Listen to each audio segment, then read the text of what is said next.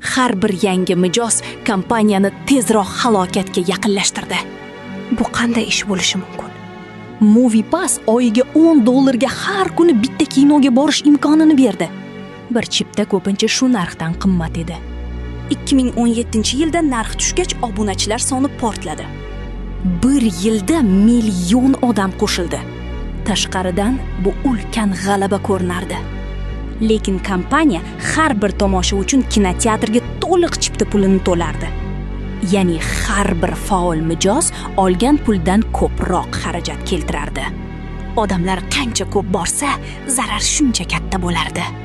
Shuning uchun o'sish davo emas, tezlatgich edi. Kompaniyaning puli tez tugadi. 2019-yilda xizmat butunlay yopildi. Asl dars shuki, har bir yangi mijoz sizni kuchli qilishi shart. Agar u sizga zarar keltirsa, o'sish faqat oxirini yaqinlashtiradi.